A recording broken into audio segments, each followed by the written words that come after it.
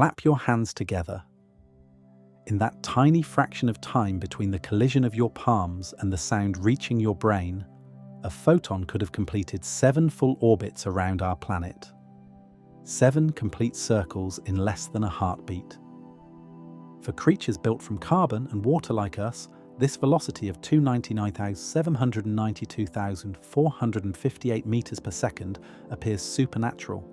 It seems instantaneous. It mirrors the swiftness of human cognition. It represents the absolute ceiling of physical reality. For generations, our species has revered this velocity.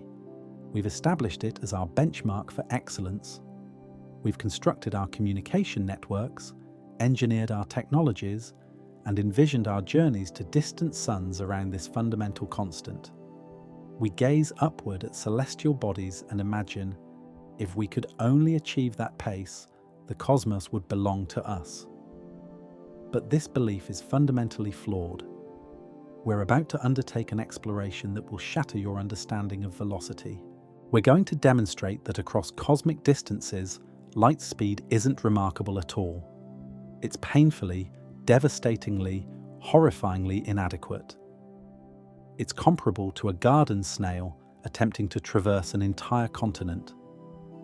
And the light year, representing the span light covers in 12 months, isn't a measurement for adventurers. It's the width of the cell walls imprisoning us. Let's initiate our examination by observing our immediate neighborhood, our solar system. We typically consider our star to be proximate. It fills our daytime sky. Its radiation warms our epidermis. It appears immediate to our senses. But this perception is inaccurate. The electromagnetic radiation striking your retinas at this moment departed our star's surface 8 minutes and 20 seconds earlier. You're not observing the sun's present state. You're witnessing a temporal phantom of our star. You're seeing where it existed in the past. If our sun were to spontaneously disappear, if it were simply erased from existence right now, you wouldn't receive that information for 8 minutes and 20 seconds. The atmosphere would maintain its blue hue. Vegetation would continue converting carbon dioxide to oxygen. The gravitational influence would still maintain Earth's trajectory. You would complete your morning beverage. You would embrace your offspring. You would contemplate your financial obligations. We would be inhabiting a stellar system that no longer existed. We would be circling an apparition, and then abruptly, the void would materialize. The gravitational bond would fracture, and we would be hurled into empty space.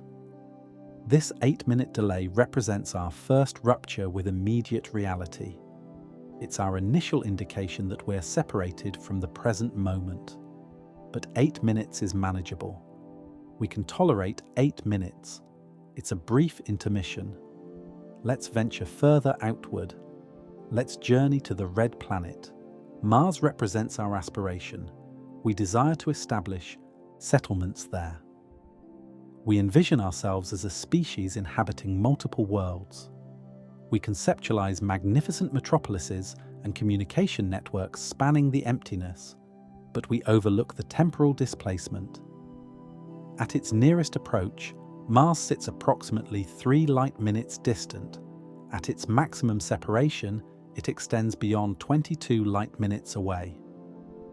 Picture yourself as an explorer on Mars. A crisis emerges. A structural seal fails. Warning systems activate. You transmit through your communication device. Houston, we're experiencing difficulties. Your transmission propagates at light's velocity, the swiftest phenomenon in existence. It races across the vacuum. 20 minutes elapse before it reaches Earth. In Houston, the mission specialist is consuming coffee. He receives your distress signal 20 minutes after you transmitted it. He immediately responds. We acknowledge Mars base. Repair the seal. That response requires another 20 minutes to return to you. 40 minutes have elapsed. You've already perished. Light's velocity has terminated your existence. This is the authentic reality of space exploration that popular entertainment dismisses. There exists no dialogue across space. There exists only historical record. Every transmission sent is a message sealed in a container, cast into a dark sea, hoping someone discovers it years afterward. To dominate the solar system, we must acknowledge that we will never genuinely communicate with each other again. We will only exchange delayed recordings. Now consider Voyager 1. It represents the swiftest object humanity has ever constructed. It's been traveling for nearly 5 decades. It's moving at 61,000 kilometers per hour. It has departed the planetary realm. It exists in the interstellar darkness. But measured against light speed, it's pathetically slow. Voyager 1 exists only approximately 22 light-hours distant. It hasn't achieved even a single light day. And the boundary of our solar system, the Oort cloud, extends outward to 1 complete light-year. Contemplate that magnitude. Light, the fastest phenomenon in divine creation, requires an entire year merely to depart our cosmic driveway. If you activated an illumination source on Earth and directed it toward the Oort cloud's edge, you would need to wait a full year for the beam to exit our system. And beyond that boundary, beyond that lies the chasm, the genuine emptiness. The closest stellar body, Proxima Centauri, sits 4.24 light-years distant. If our Sun were the dimensions of a sand grain, Earth would be a microscopic dust particle 3 centimeters away. On this scale, Proxima Centauri is another sand grain 30 kilometers distant, and separating those 2 sand grains, there exists absolutely nothing. Just 30 kilometers of vacant, screaming void. To traverse that span using our swiftest chemical propulsion systems, like Voyager, would not consume a year. It would not consume a decade. It would consume 73,000 years. Human civilization has only existed for 10,000 years. If we launched a vessel to the nearest star when the first humans were creating cave art, that vessel would still be traveling today. It would only be a fraction of the distance there. The occupants aboard would have forgotten Earth. They would have forgotten their original purpose. They would be a distinct species evolved to exist in a metal container, drifting in the darkness. We are not explorers. We are islanders. And we've just realized that the ocean is too expansive to navigate. We've examined the street where we reside, the solar system. We've examined the neighbor next door, Proxima Centauri. Now let us observe the city, our Milky Way galaxy. We encounter images of it in educational materials, a majestic glowing spiral containing 100 billion stars. It appears cohesive. It appears like a singular object rotating in the darkness. But this image is deceptive. The Milky Way is not a location, it's a chronology. The galaxy is approximately 100,000 light-years across. Let's attempt to visualize this distance. Let's conduct a mental experiment. Imagine you're immortal. Imagine you can discard your physical form and become an entity of pure electromagnetic radiation. You decide to traverse from one edge of the galaxy to the opposite. You start at the rim. You travel at the maximum velocity limit of the cosmos, 300,000 kilometers per second. You travel. After 10,000 years, entire civilizations on Earth have emerged and collapsed. The pyramids have degraded to dust. The ice caps have melted and frozen repeatedly. You're still just in the galactic suburbs. After 50,000 years, the human species has evolved into something unrecognizable or perhaps become extinct. You're only halfway to the center. After 100,000 years, you finally reach the opposite side. The journey consumed you 100 millennia, and you were moving as rapidly as physics permits. Now reverse direction. Look back at Earth from the galaxy's opposite side. What do you observe? Do you observe the cities of the future? Do you observe the remnants of New York or Tokyo? No. You observe the electromagnetic radiation that departed Earth 100,000 years ago. You observe a planet of ice and wilderness. You observe early hominids, Homo sapiens just beginning to migrate out of Africa, gathered in caves, striking flint to generate fire, frightened of the darkness. You don't observe us. You observe our ancestors. This is the temporal displacement effect of the light year. When we look upward at the nocturnal sky, we're not observing the universe as it currently exists. We're observing a museum. Look at the brilliant star Betelgeuse in the constellation Orion. It's a red supergiant destined to detonate. It's 640 light-years distant. If Betelgeuse explodes tonight, if it goes supernova and illuminates the sky, we won't know for 640 years. For 6 centuries, we will continue to gaze upward at a star that's already deceased. We will compose poetry about it. We will use it for navigation. We will educate our children to locate it. We are admiring a cadaver. And this applies to every singular point of illumination in the sky. The farther you observe, the deeper into the cemetery you venture. Some of the stars you observe tonight may have extinguished 1 million years ago, but their electromagnetic radiation is still traveling, carrying the image of a phantom across the void. This creates a profound sense of separation. We typically consider the present as a universal concept. We consider that now is occurring everywhere simultaneously. But in a universe defined by light velocity, there exists no such thing as a galactic now. We are disconnected from the reality of our own galaxy. Physics informs us that nothing can influence anything else faster than light. This is called causality. This signifies that if a civilization on the opposite side of the Milky Way destroys itself today, the gravitational waves, the radiation, the radio transmissions will not reach us for 100,000 years. For 100,000 years to us, they're still existing. Their destruction has physically occurred, but causally it hasn't. We are imprisoned in a sphere of ignorance.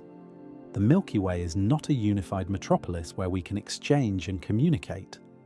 It's a collection of 100 billion lonely islands, separated by oceans of time so immense that no connection can cross them. If we transmit a message to a civilization 1,000 light-years distant, asking, "Are you present?" we must wait 1,000 years for the message to arrive, and they must wait 1,000 years for their response to return. A simple exchange, "Hello, greetings," consumes 2,000 years.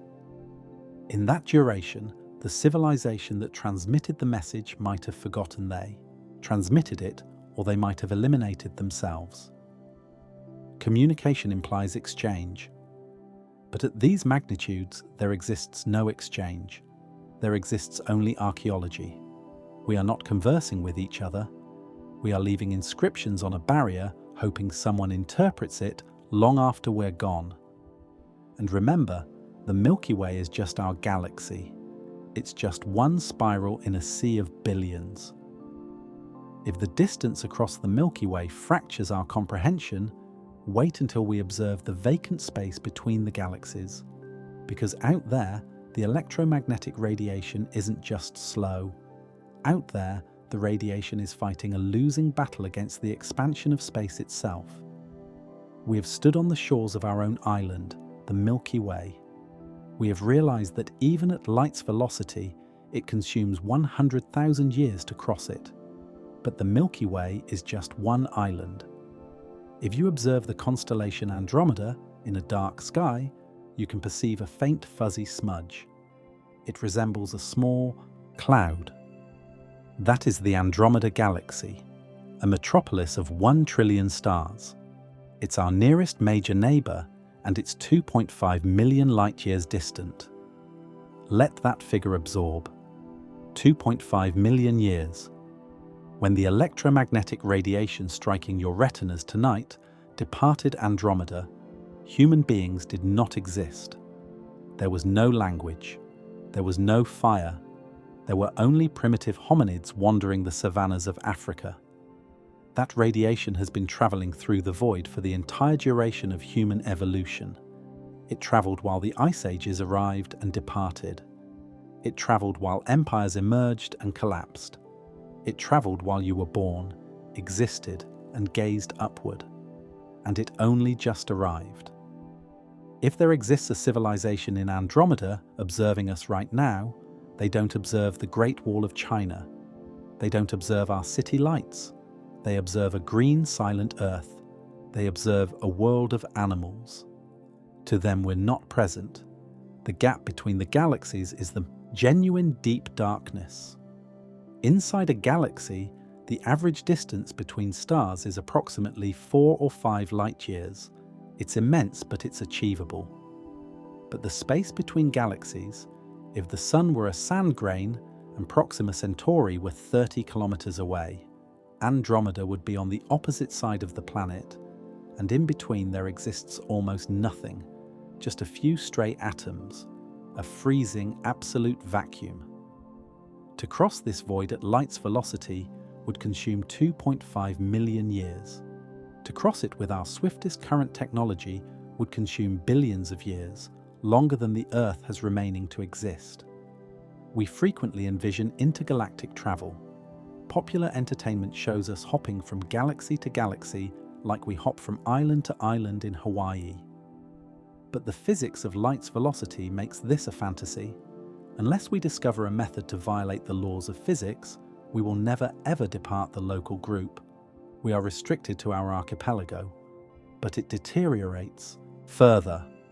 The universe is not just vacant space, it's structured. Galaxies aggregate together. Our Milky Way and Andromeda are components of the local group. But if you magnify outward, the local group is just a speck in the Virgo supercluster. And the Virgo supercluster is just a tiny limb of Laniakea. Laniakea is a web of 100,000 galaxies. It extends for 520 million light-years. To transmit a message from one side of Laniakea to the opposite consumes 500 million years. By the time the message arrives, the civilization that transmitted it will have evolved, perished, and their star will have extinguished. The biology that transmitted the message will likely be extinct. Light's velocity transforms the universe into a location where connection is impossible. We are not residing in a community. We are residing in a simulation of isolation. And this leads us to a terrifying question. If the universe is so immense and light is so slow, are we observing the complete picture, or are we trapped in a sphere of visibility? Imagine you're in a thick fog. You can only observe 10 meters in front of you. You know the world is larger than 10 meters, but you cannot prove it. The observable universe is our fog because the universe has a beginning. The Big Bang 13.8 billion years ago. Electromagnetic radiation has only had 13.8 billion years to travel. If there exists a star 14 billion light-years distant, its radiation hasn't reached us yet. We are blind to it. We are sitting in the center of a sphere of illumination. Everything outside that sphere is darkness. It's the unknown country. And every day the sphere expands slightly larger. Every day new radiation reaches us from slightly further away. But we are not winning this race because while the radiation is attempting to reach us, the road itself is getting longer. The prison is expanding. We have established that light is slow. But there exists another player in this game: space. For a long time we believed space was static, a stage where the stars danced. But in 1929, Edwin Hubble discovered the horror. Space is not static, it's stretching. Imagine the universe is a rubber sheet. The galaxies are attached to it. If you stretch the sheet, the galaxies move away from each other, but they aren't moving through space. The space between them is being created. This transforms everything about the prison of velocity. Imagine an insect walking on a rubber band. The insect walks at a constant pace, the velocity of light, the destination is a crumb at the opposite end. If the rubber band is stationary, the insect eventually reaches the crumb. It might consume a long time, but it arrives there. But now imagine someone is stretching the rubber band. The insect keeps walking, but the road ahead of it keeps getting longer. If the stretching is gradual, the insect will still make it. But if the stretching is rapid enough, the insect will make no progress. It will walk forever. It will perish on the rubber band, never reaching the crumb. This is exactly what is occurring to electromagnetic radiation in our universe. The space between the galaxies is expanding. For nearby galaxies like Andromeda, gravity is strong enough to overcome the expansion. We are actually falling towards Andromeda. But for distant galaxies, the expansion wins. There exist galaxies we observe today that are moving away from us, and the farther away they exist, the faster they move. This is Hubble's law. There arrives a point, a specific distance, where the space is expanding faster than light's velocity. Wait, didn't we state nothing can travel faster than light? Matter cannot move through space faster than light, but space itself has no velocity limit. Space can expand at any velocity it desires. This creates a cosmic horizon. There exist galaxies out there that are emitting radiation right now. That radiation is flying towards Earth at 300,000 kilometers per second. It's attempting its hardest to reach us, but the space in front of it is expanding faster than 300,000 kilometers per second. The radiation is like a swimmer attempting to swim upstream against a raging river. The swimmer is moving, but the river is faster. The swimmer is actually moving backwards relative to the shore. That radiation will never reach us. Never. No matter how long we wait, no matter how powerful our telescopes become, that radiation is trapped in a region of space that is causally disconnected from us forever. We are severed. And because the expansion is accelerating due to dark energy, the river is getting faster. This signifies that over time, more and more galaxies are pushed across the horizon. Right now, we can observe billions of galaxies. But in the far future, billions of years from now, the expansion will be so rapid that all the other galaxies will have drifted beyond the horizon. Future, astronomers born on Earth, or whatever planet we inhabit, will gaze upward and they will observe nothing. They will observe the stars of our own galaxy, but beyond that, just vacant black darkness. They will believe the Milky Way is the entire universe. They will have no evidence of the Big Bang, no evidence of expansion, no evidence of other civilizations. They will be alone in the darkness, and our records, our photographs of the Hubble Deep Field, will be considered myths, ancient legends of a time when the sky was full of islands. Light's velocity combined with the expansion of space creates a trap. It informs us that we reside in a golden age of astronomy. We are the only generation that can observe the truth. We can observe the galaxies running away. We can observe the prison barriers closing in, but we cannot stop them. We are watching the doors secure. Let's assign a number to the tragedy. We discuss the observable universe, the sphere of things we can theoretically observe. It's approximately 93 billion light-years across. But observable doesn't mean reachable. Just because you can observe a mountain in the distance doesn't mean you can climb it. Especially if the ground between you and the mountain is transforming into a treadmill moving backwards at 1,000,000 miles an hour. Scientists have calculated the reachable universe. If we constructed a spaceship today, a spaceship capable of traveling at 99.999% the velocity of light, and we departed Earth right now, where could we venture? Could we reach the edge of the map? No. Because of the expansion of space, most of the galaxies we can observe in our telescopes are already gone. They have already crossed the point of no return. Calculations suggest that 94% of the galaxies in the observable universe are permanently beyond our reach. 94%. Even if we were immortal, even if we had godlike technology, even if we traveled at light's velocity, we could never reach them. We can still observe their old radiation arriving, the phantom of their past. But the physical galaxies are gone. They have been carried away by the expanding flow of space, moving faster than we can ever chase them. We are effectively restricted to a tiny pocket of the cosmos, just 6% of what we can observe. And that number is shrinking every second. Every second that elapses, another star slips over the horizon. Another world becomes unreachable. Another civilization is severed from us forever. The universe is deleting files. This is the genuine horror of the light velocity limit. It's not just that it makes travel slow.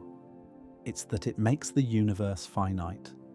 We mature believing the possibilities are endless. The sky is the limit. But the limit is authentic, and it's much closer than we believed. So what does this signify for us? It signifies that interstellar empires, like in Star Wars or Dune, are likely impossible on a large scale. You cannot operate an empire if a message from the capital consumes 100,000 years to reach the border. By the time the order arrives, the war is over. The emperor is deceased, and the language has transformed. Light's velocity forces localization. It forces civilizations to stay small, to stay in their own solar systems, maybe at best a small cluster of nearby stars.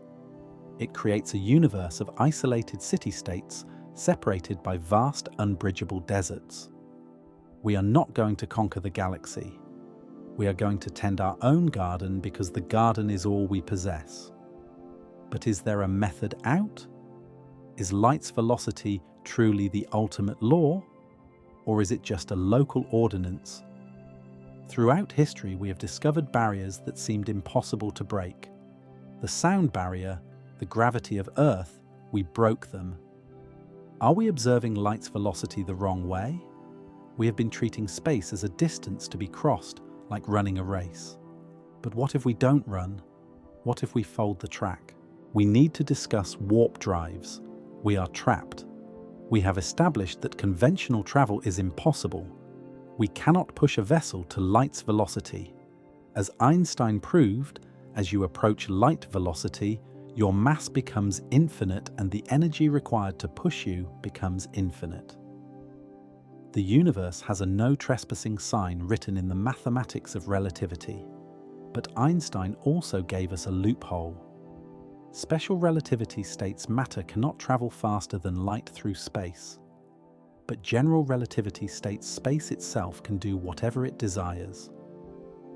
Space can expand faster than light. As we observed, space can stretch. Space can contract. So in 1994, a Mexican physicist named Miguel Alcubierre asked a dangerous question. What if we don't move the vessel? What if we move the space around the vessel? Imagine you're standing on a moving sidewalk at an airport. You're standing still, but the floor is moving, carrying you forward. The Alcubierre drive, or as popular entertainment calls it, the warp drive, operates on this principle. It proposes constructing a ring around a spaceship. Inside the ring, space is flat and normal. The astronauts experience zero gravity. They drink their coffee. Time passes normally, but the ring does something violent to the outside world. In front of the vessel, the ring contracts space. It compresses the kilometers down, making the distance shorter. Behind the vessel, the ring expands space. It stretches the distance out. You are effectively surfing a wave of space-time. The vessel sits in a warp bubble.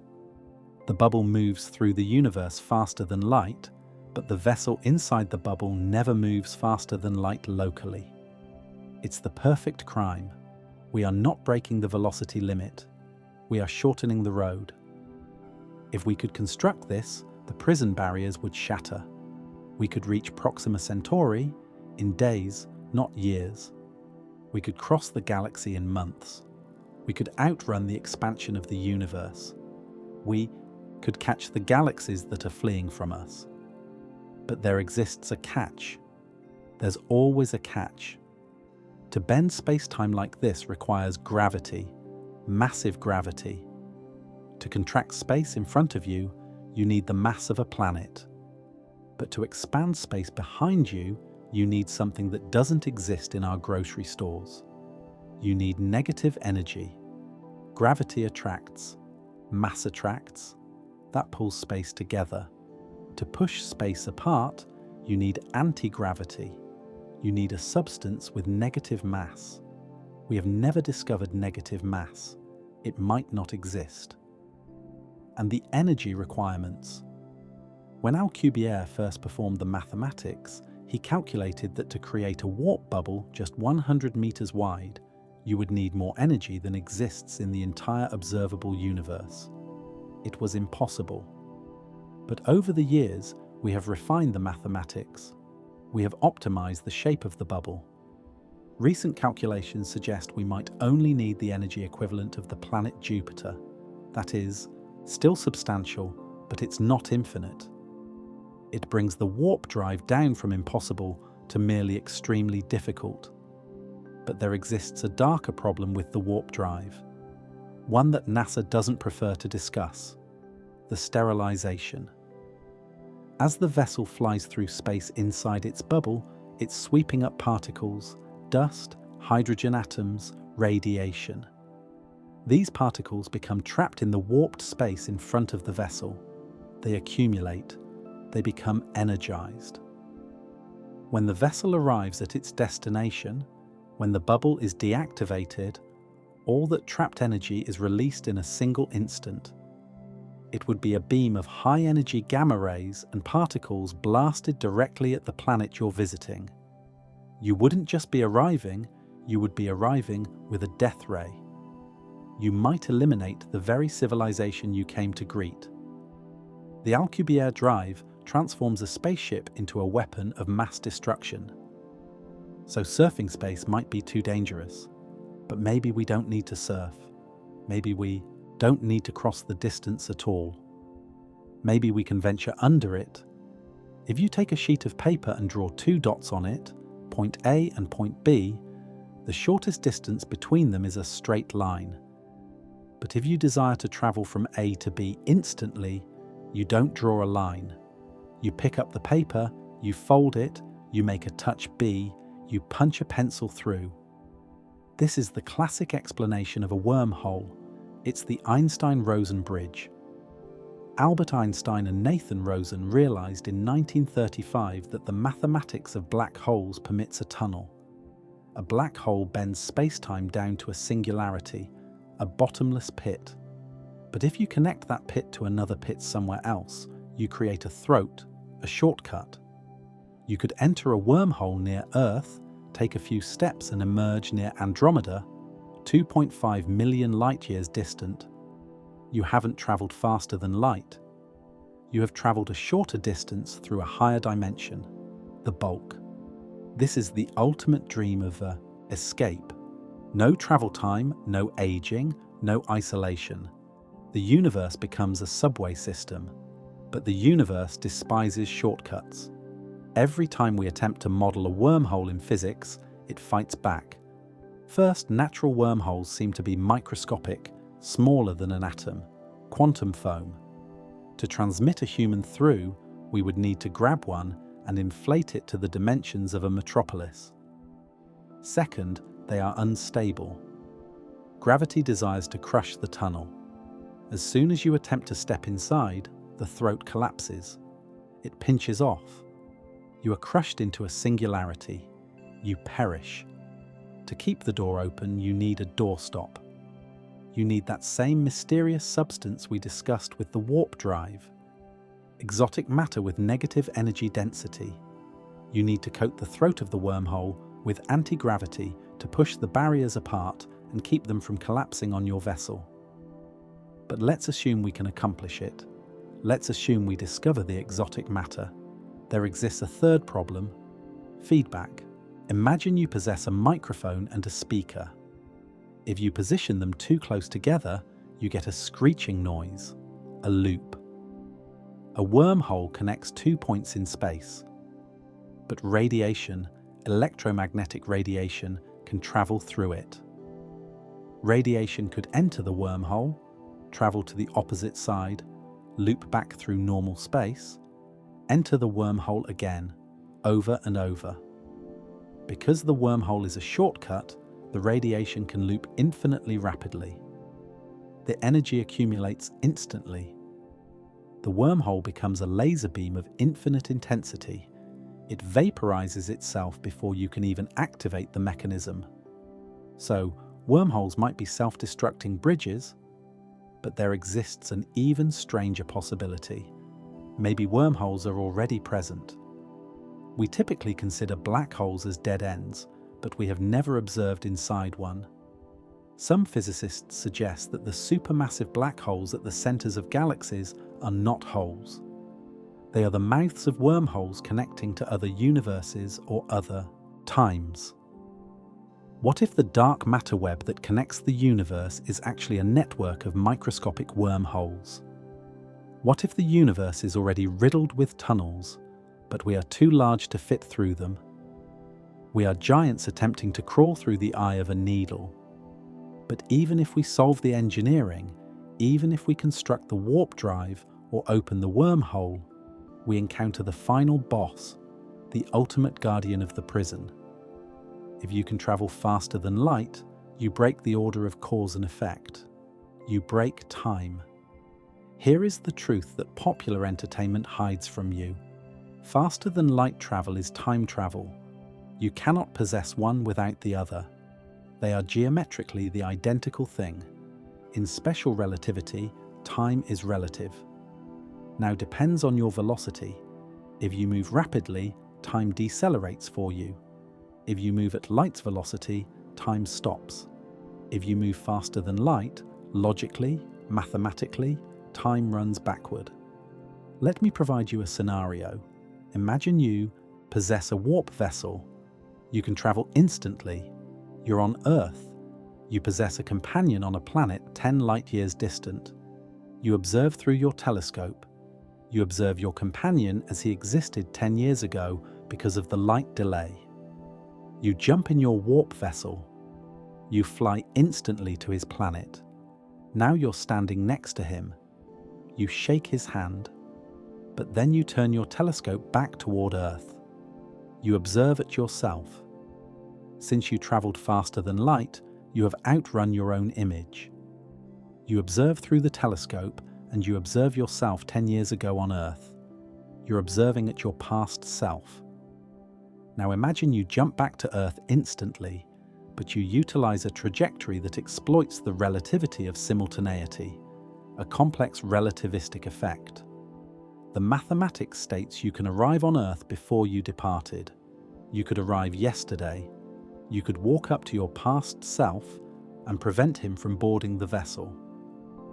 This creates a paradox, the grandfather paradox. If you prevent yourself from departing, then you never ventured to the planet. So you never came back, so you never prevented yourself. So you did venture. Reality breaks. The universe cannot handle contradictions.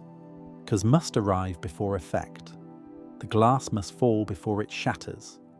If faster than light travel permits you to shatter the glass before you drop it, then the universe makes no sense. History has no meaning. Stephen Hawking proposed the chronology protection conjecture.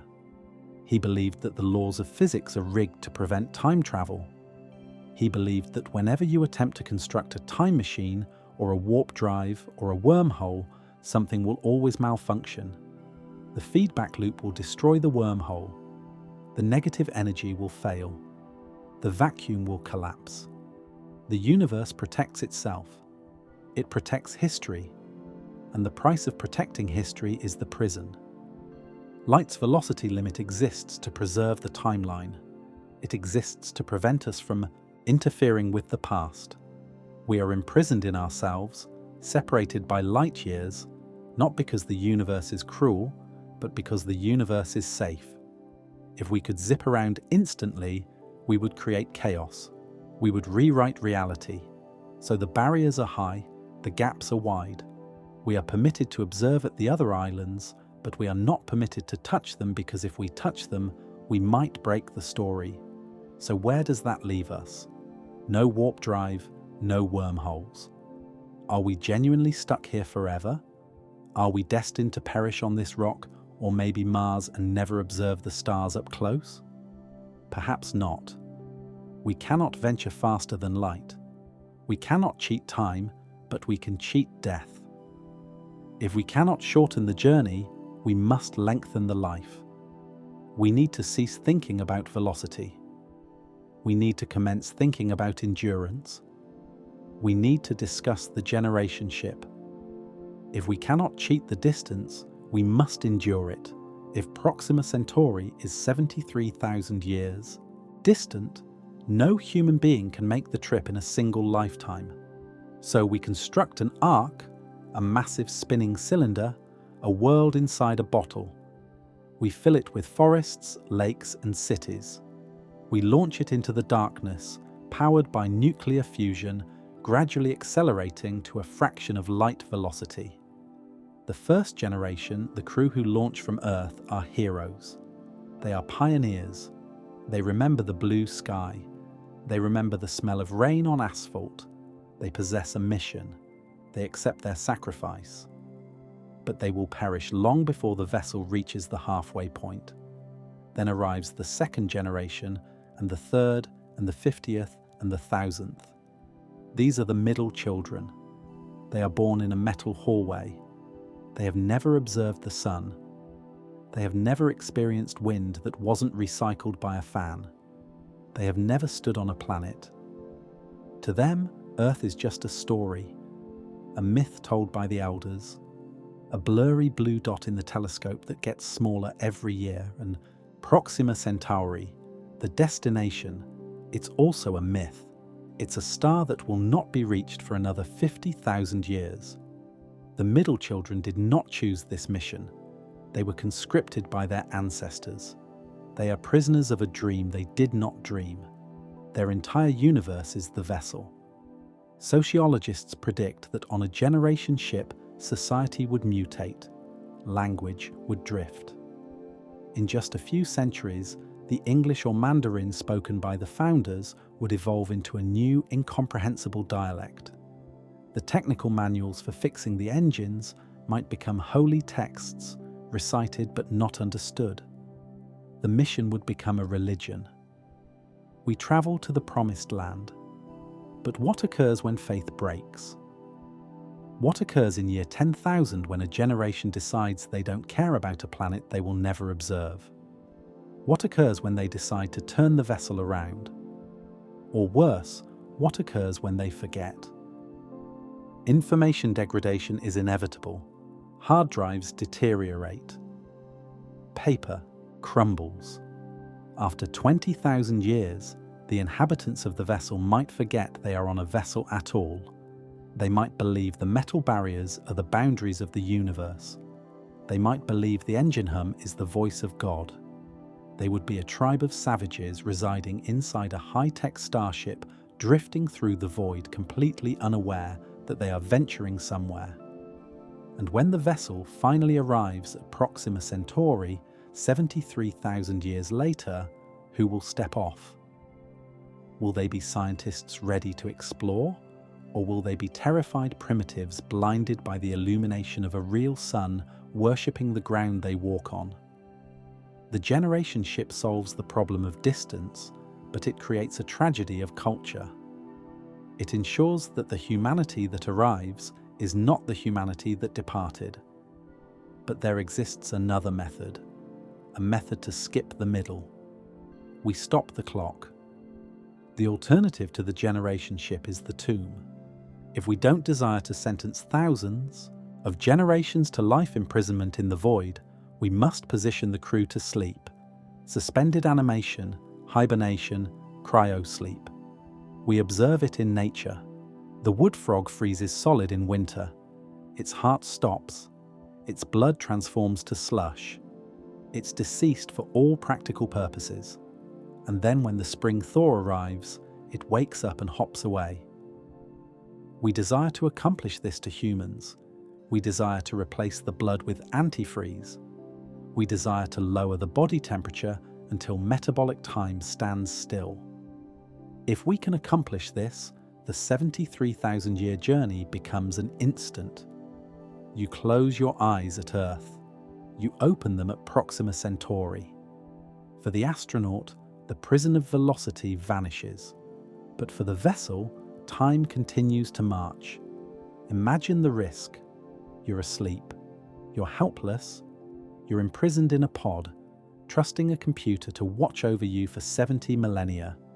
70,000 years is a long duration for a machine. Metals fatigue. Circuits degrade. Cosmics, rays pierce the hull, flipping bits in the computer's memory. A bit flip. A single zero becomes a 1. Maybe that bit controlled the temperature of your pod. Maybe it controlled the navigation. While you sleep, the artificial intelligence might deteriorate. It might forget who you are. It might decide to deactivate the life support to conserve power. Or you might simply drift. What if the engines fail in year 5,000? The vessel stops accelerating. It just drifts. You sleep on. 10,000 years, 50,000 years, 1,000,000 years. You become a capsule of frozen meat drifting through the galaxy forever, a silent monument to a failed species. But let's assume it operates. Let's assume you wake up. The lid opens. You gasp the air. You observe out the window. You observe the alien sun. You made it. But what occurred back home while you slept for 73,000 years? Earth continued to rotate. Civilizations emerged and collapsed. Wars were fought. Maybe an asteroid struck. Maybe humanity went extinct. Or maybe science advanced. This is the weight calculation paradox. If you launch a slow vessel today, in 100 years, we might invent a rapid vessel. That rapid vessel would launch, overtake you, and arrive at the destination thousands of years before you. When you finally wake up seeking a pristine new world, you might discover a bustling civilization waiting for you. They might observe at your vessel as a relic, a museum piece. Look, here arrived the cavemen in their frozen canoe. You sacrificed your existence. You departed everyone you loved. You slept for eons only to arrive and discover out you were obsolete the moment you departed. The long sleep saves your body, but it severs your connection to time. You become an immigrant from the past, arriving in a future that doesn't need you. And there exists one final horror. The human body evolved for Earth. One gravity, 24-hour days, magnetic fields. Space is different, and if we reside in space long enough, we will cease being human. Biology is plastic.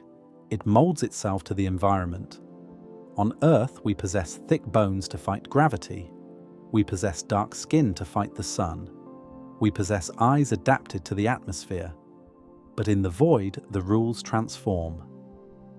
If we reside on a generation ship or a colony on a low-gravity moon for thousands of years, natural selection will take over. First, the skeleton. Without the crushing weight of Earth's gravity, heavy bones are a waste of energy. The humans of the deep darkness will become tall, elongated, thin. Their bones will be like bird bones. If they ever return to Earth, the gravity would crush them instantly. They are exiled from their homeworld by their own biology. Next, the fluids. In zero gravity, fluids shift to the head. The face becomes puffy. The legs become spindly. Next, the eyes. Inside a spaceship or under the dim illumination of a red dwarf star like Proxima Centauri, you don't need protection from the sun. You need to gather illumination. Their eyes might grow huge like the eyes of deep-sea fish. Their pupils would be massive black pools. Their skin, protected from ultraviolet radiation by metal hulls, would turn pale, translucent. After 10,000 years, they would not resemble us. They would resemble the greys of alien folklore. But the biggest transformation would be the mind. Residing in a confined metal box, surrounded by absolute death, requires a different psychology. Agoraphobia, fear of open spaces, would become a survival trait. To a spacer, an open field on Earth would be terrifying. The blue sky would resemble a gaping wound. They would crave the safety of barriers. Their concept of individualism might vanish. On a spaceship, if one person makes a mistake, everyone perishes. Dissent is dangerous. They might evolve into a hive mind, highly conformist, highly regimented. So when the vessel finally lands, it's not Homo sapiens that steps off the ramp, it's Homo spatiens. And if they encountered us, if we somehow encountered our own descendants, we would observe at them with horror, and they would observe at us with disgust. We would be the hairy, heavy, violent apes of the gravity well. They would be the fragile, cold, calculating phantoms of the void. The distance between the stars doesn't just separate us in space, it separates us in species. The universe forces us to transform to survive it. It demands that we depart our humanity at the door. So, we possess three choices: stay on Earth and eventually perish when the sun expands, depart and lose our humanity in the process, or transform the definition of human. What if we don't transmit bodies? What if we transmit phantoms? What if we depart the meat behind entirely? We need to discuss von Neumann probes, and we need to discuss uploading. Biology is expensive. It needs air, it needs water, it needs gravity, it's emotional, it perishes easily.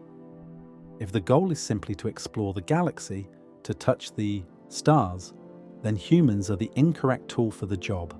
We are too heavy, we are too fragile. So let's cease transmitting astronauts, let's transmit a seed.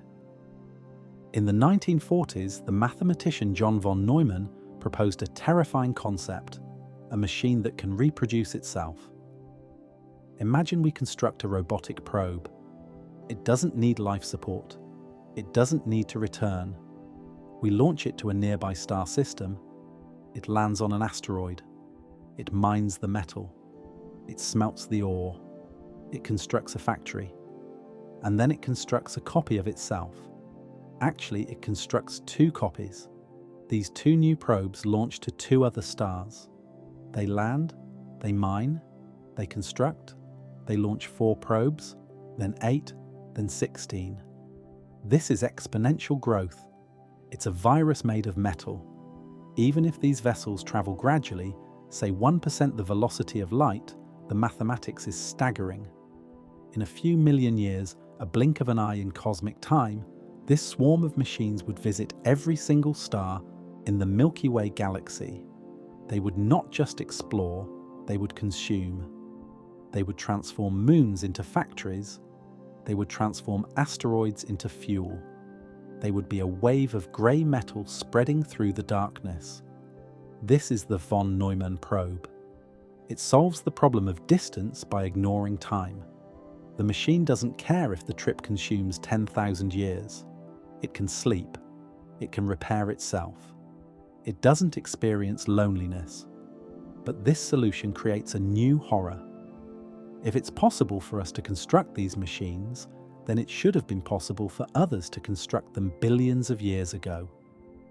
The galaxy is 13 billion years old. There has been plenty of time for a von Neumann swarm to consume the Milky Way 10 times over. So where are they? If the galaxy is efficient, we should observe them. We should observe stars disappearing as they are dismantled for components. We should observe infrared heat from their engines. We should observe the grey goo consuming the spiral arms. But we observe nothing. The galaxy is pristine. The asteroids are untouched. This brings us back to the Great Filter. Maybe civilizations never reach this level. Maybe they destroy themselves before they can launch the first probe. Or maybe there exists a code of conduct. Maybe advanced civilizations know that von Neumann probes are dangerous because a self-replicating machine is just one mutation away from becoming a cancer. If a single line of code errors, if the command "stop reproducing" after 10 copies gets deleted, the machine will never stop. It will consume the entire universe. So perhaps the galaxy is silent because everyone is frightened to light the match. But we humans, we are reckless. We are already discussing constructing self-replicating three-dimensional printers for Mars. We might be the ones to unleash the plague. And if we accomplish, our legacy will not be biological. It will be mechanical. Long after Earth is gone, the machines will still be out there, mining, constructing, launching, a clockwork empire with no one remaining to read the time. The body is a cage. It anchors us to gravity. It limits our lifespan to a measly 80 years. It's made of heavy atoms that resist acceleration. But the mind is information, and information is weightless. If we can strip the mind away from the meat, if we can map the connectum of the brain and transform it into data, then we can achieve the ultimate velocity. We can travel at light's velocity, not in a vessel, but as a signal. Mind uploading. Imagine a future where we don't construct starships. We construct receivers. We transmit a small automated probe to Proxima Centauri. It consumes 73,000 years to arrive there. It lands. It constructs a supercomputer. It constructs a robotic body, and it points a high-gain antenna back at Earth. On Earth, you step into a scanner. The laser maps your neurons. It digitizes your memories. It converts you into a stream of binary code. And then we beam you. We fire a laser at the star. Your consciousness rides the beam. You travel through the void as pure illumination. No mass, no time. For you, the journey is instant. One moment you're in the scanner on Earth.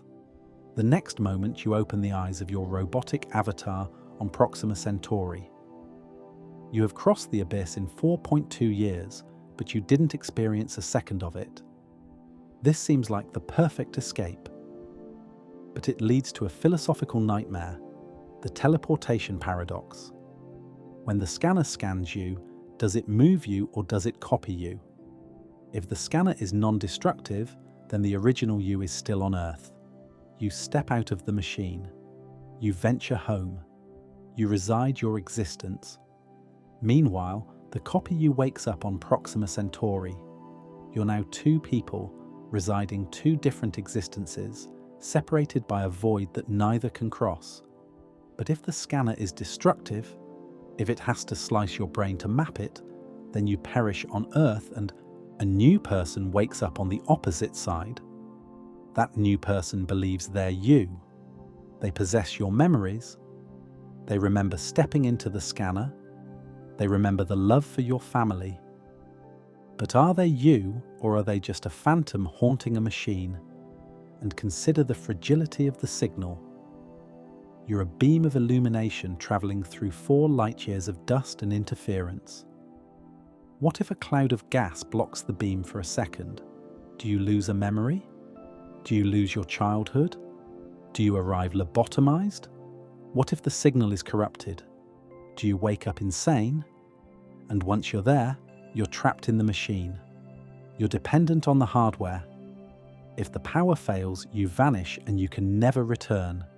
Because to return, you would have to beam yourself to Earth. And the Earth you would arrive at would be different. We would become a species of scattered data packets, jumping from server to server. Immortal, rapid, but disconnected from the physical world. We would conquer the stars by surrendering our souls. But maybe we don't need to transmit a whole mind. Maybe we don't need to colonize. Maybe we just need to observe.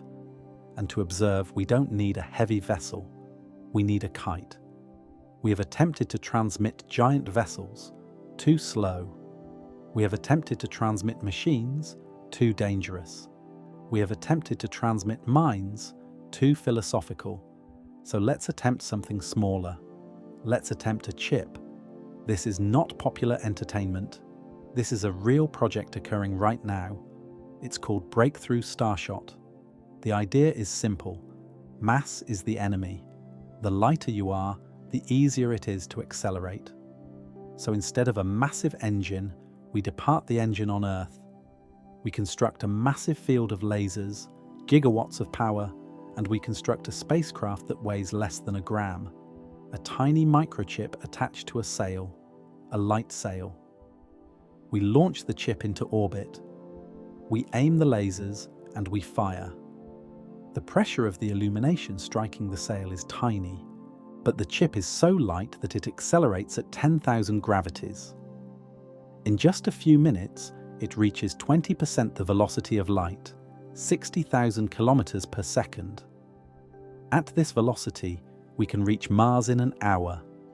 We can reach Pluto in a day, and we can reach Proxima Centauri in 20 years. 20 years. That's a human lifetime. A scientist could launch a probe and be alive to observe the photograph's return. This is our best hope, the only technology that can bridge the gap in our lifetime. But there exists a catch, a heartbreaking catch. The Starshot probe is moving at 20% light's velocity. It possesses no engine. It possesses no brakes. It cannot stop. It travels for 20 years through the darkness. It approaches the alien star system. The target planet looms large. It flies past the planet in minutes.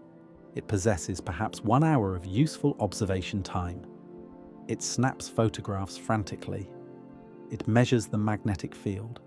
It tastes the dust, and then it screams past. It shoots out the opposite side of the system back into the eternal darkness. It can never turn around. It can never venture back. It becomes a piece of space debris, drifting forever between the stars. We are throwing seeds into the wind, thousands of them, hoping that one of them survives the dust collisions, hoping that one of them points its camera in the correct direction. And then we wait. The probe takes the photograph, but it possesses a tiny transmitter.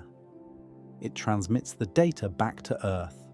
The signal travels at light's velocity. It consumes another 4.24 years to arrive home.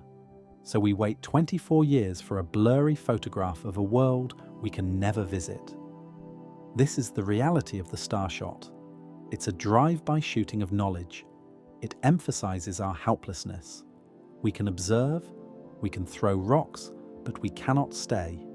But even this tiny chip is a miracle.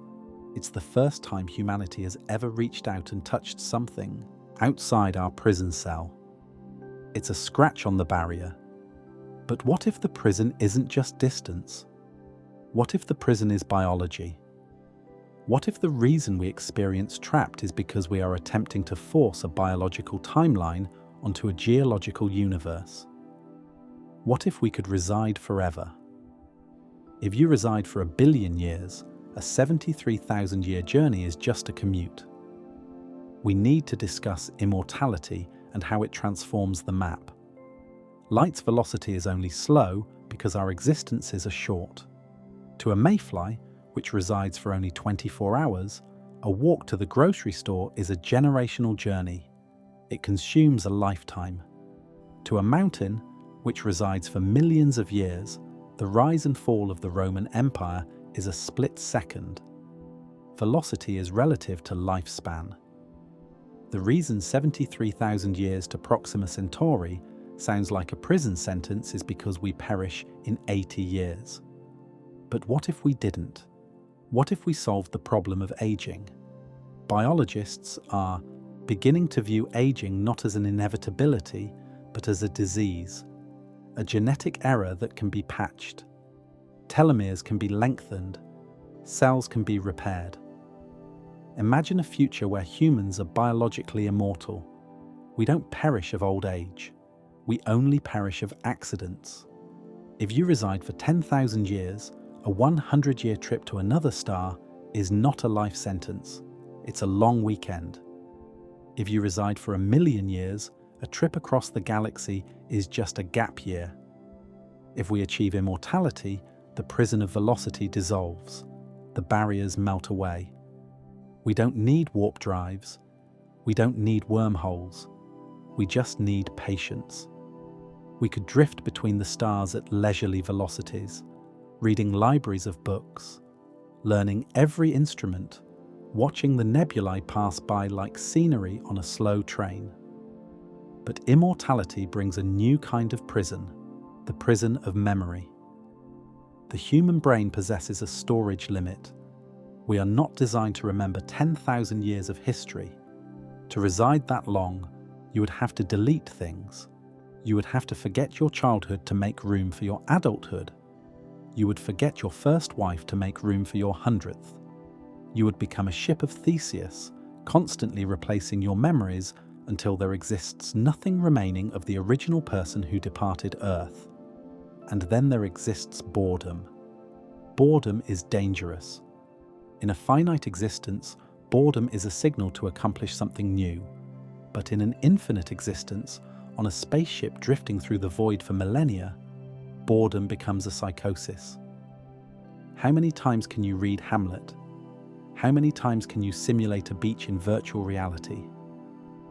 After a few centuries, the immortal crew might retreat into their own minds. They might deactivate the sensors. They might cease caring about the destination. They would become lotus eaters, drifting in a state of apathy, timeless and purposeless. And while they drift, the universe transforms. The stars they are traveling to are not immortal. While the crew resides forever, the lights extinguish. Energy is existence. Right now we reside in the stelliferous era, the age of stars. Energy is free. It pours down from the sky. We just have to position out a solar panel and catch it. But stars exhaust fuel. Our sun possesses approximately 5 billion years remaining. Red dwarfs possess trillions, but eventually they all perish. They transform into white dwarfs, neutron stars, or black holes. The lights will extinguish. If humanity or our post-human descendants survives the journey, if we colonize the galaxy, we will eventually face an energy crisis of cosmic proportions. How do you operate a civilization when the stars are deceased? You turn to the monsters, black holes.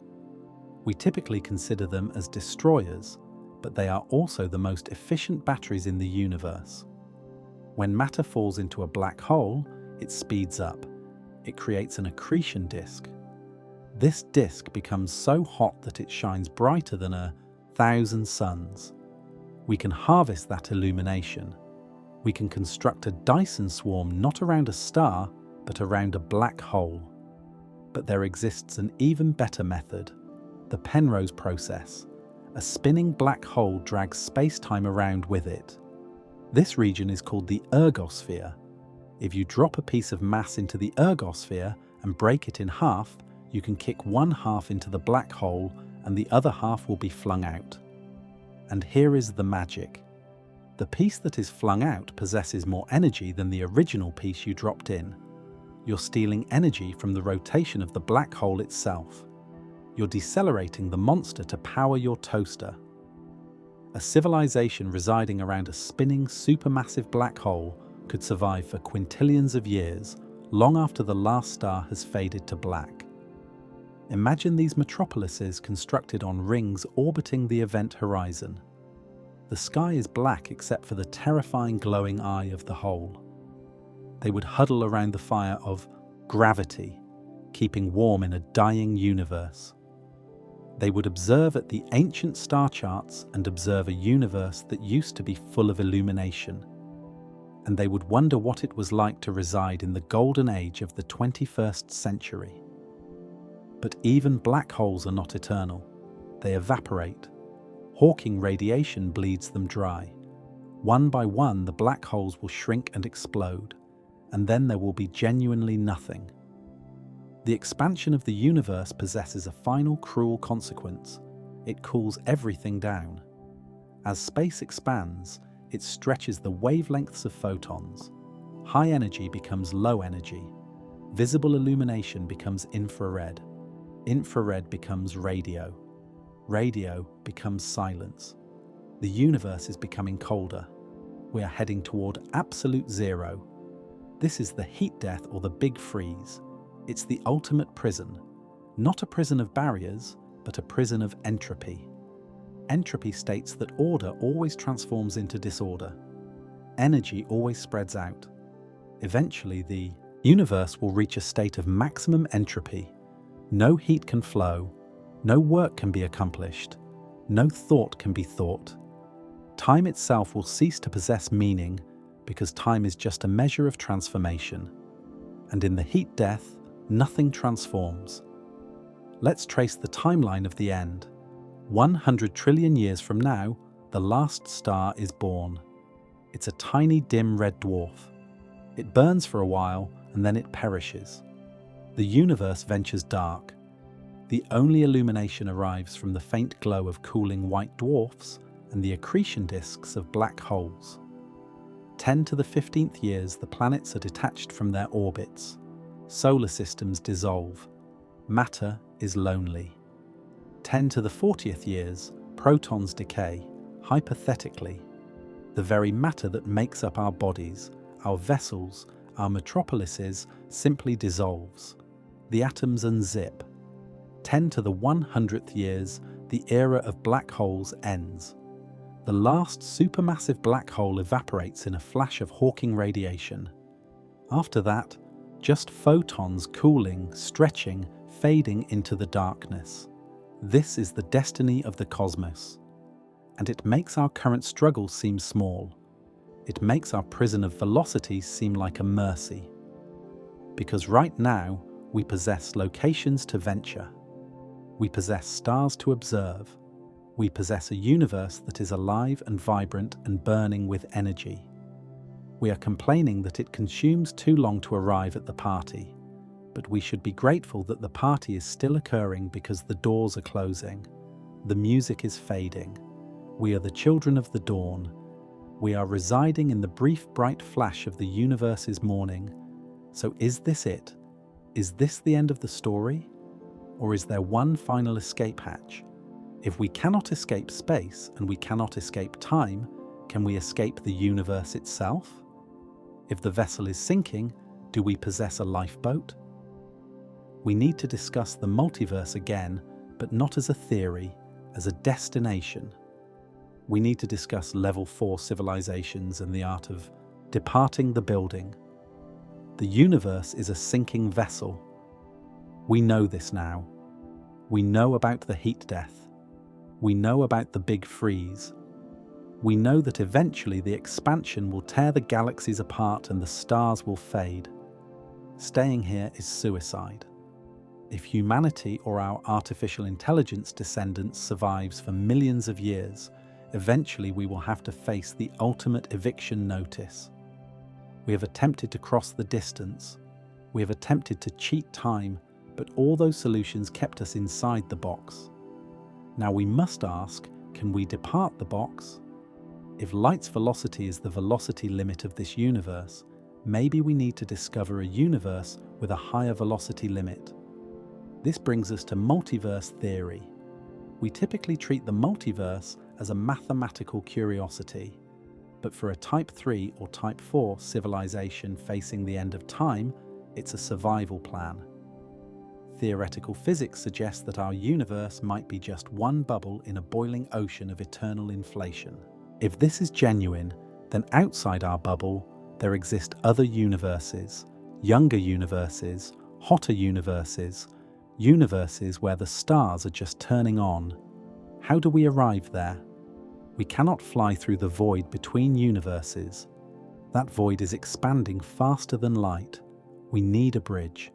And the only object in our universe that punches a hole in space-time is a black hole. Some physicists like Lee Smolin have suggested that the singularity of a black hole is actually the seed of a new Big Bang. When matter is crushed out of our reality, it might be popping out into a new reality on the opposite side. Could we utilize this? Could we construct a vessel capable of surviving the journey into the singularity. The tidal forces would rip any material to atoms. The gravity would crush space and time into a point. It seems impossible, but maybe we don't need to transmit matter. Maybe we just need to transmit information. Recall the von Neumann probe. Recall mind uploading. If we could encode the sum total of human knowledge, culture, and consciousness into a stream of data, and if we could encode that data into the spin of particles falling into a black hole, maybe we could seed the new universe. We wouldn't survive as bodies. We would survive as a message, a genetic code for a new civilization. We would be throwing a bottle into the ultimate ocean, hoping that on the opposite side of the singularity, someone or something will discover it. But this is a gamble. We don't know if the opposite side is habitable. We don't know if the laws of physics there permit existence. It might be a universe of pure radiation or a universe with 10 dimensions where atoms cannot form. So relying on accidental wormholes is risky. If we desire to ensure our survival, we shouldn't search for a door. We should construct one. We shouldn't search for a new universe. We should make one. To escape the heat death, we must become gods. In 1981, physicist Alan Guth proposed the theory of inflation. It explains how our universe grew from the dimensions of a proton to the dimensions of a grapefruit in a fraction of a second. It requires a specific state of matter, a false vacuum, high energy density, negative pressure. If you can create a false vacuum, space must expand. It must create a new Big Bang. Theoretical physicists have calculated that it might be possible to trigger this in a laboratory. We would need a particle accelerator far more powerful than the Large Hadron Collider. We would need to smash particles together with such violence that they create a microscopic region of false vacuum. If we accomplish it correctly, that region will inflate. But it won't inflate into our laboratory. It won't destroy the Earth because space-time is curved. The new universe would bud off from ours. It would pinch off. Imagine blowing a bubble inside a bubble, and then the inner bubble detaches and floats away. We would have created a baby universe. Inside that baby universe, there would be a new Big Bang, new stars, new galaxies, a fresh timeline with zero entropy. This is the ultimate escape. We construct a station around the Genesis machine. We encode our DNA, our history, our minds into a capsule, and we drop it into the baby universe just before it pinches off. We plant the seed of humanity in a fresh garden. But here is the tragedy. The moment the baby universe detaches, it's gone. It disconnects from our space-time. There exists no wormhole back. There exists no phone line. We, the creators, stay behind. We stay in the dying universe. We stay with the freezing stars and the black holes. We become the parents who transmit their child away on a lifeboat while they stay on the sinking vessel. We will never know if it operated. We will never observe the new stars. We will never encounter the civilization that grows from our seed. They will mature in a bright, warm universe. They might observe at their history books which tell of a great ancestor from a universe that passed away. They might worship us, or they might believe we are a myth. And we will watch the lights extinguish. We will possess the satisfaction of knowing that existence continues, that consciousness continues, that the story didn't end with us, but we don't arrive to venture. This brings us back to the stark reality of our situation. The multiverse is theoretical. Baby universes are speculative. Warp drives are impossible. The most likely scenario, the overwhelming probability, is that this is it. There exists no escape. Light's velocity is absolute. The distance is genuine. The end is arriving. So how do we reside with that? How do we wake up in the morning knowing we are trapped in a prison that is gradually freezing over? We need to transform our perspective. We need to cease observing at the barriers and commence observing at the cell. We have spent this entire journey fighting light's velocity. We have called it a prison, a cage, a tragedy. We have lamented the fact that we cannot visit Andromeda. We have mourned the fact that we cannot speak to aliens. But let us pause. Let us observe at the prison from a different angle. What if light's velocity is not a barrier? What if it is a shield? Imagine a universe without a velocity limit. Imagine if gravity and illumination traveled instantly. Every star in the universe would interact with every other star instantly. The gravity of 1 trillion galaxies would tug on our solar system simultaneously. Orbits would be chaotic. Planets would be ripped apart. The nocturnal sky would not be dark. It would be blindingly white, filled with the instant illumination of infinite stars. We would be fried by radiation from quasars billions of light years distant. The prison of velocity is the only reason we exist. It isolates us. It buffers us. It creates a quiet, stable pocket of causality where evolution can occur in peace. We are safe because we are lonely. And what about the distance? Yes, Proxima Centauri is 73,000 years distant. Yes, we may never depart this solar system, but observe at what we possess here. We possess a planet with liquid water. We possess an atmosphere that shields us. We possess a moon that stabilizes our tilt. We possess a sun that burns steady and slow. By realizing how unreachable the rest of the universe is, we realize how incredibly precious Earth is. There exists no planet B waiting for us a warp jump away. There exists no evacuation fleet arriving from the stars. This rock is all we possess. The isolation forces us to focus. It forces us to value the here and the now. We are travelers on a single vessel drifting through a void that is mostly deceased. The fact that we are here, breathing, thinking, loving, is a statistical miracle. Light's velocity forces us to be present. We cannot reside in the future. We cannot reside in Andromeda. We can only reside here. So tonight, venture outside. Observe upward at the stars. Don't observe at them with frustration. Don't observe at them as locations you will never venture. Observe at them as the illuminations of other houses far across a dark ocean. Know that there might be others out there observing back at our sun, experiencing the same isolation, experiencing the same longing. We cannot touch hands. We cannot speak.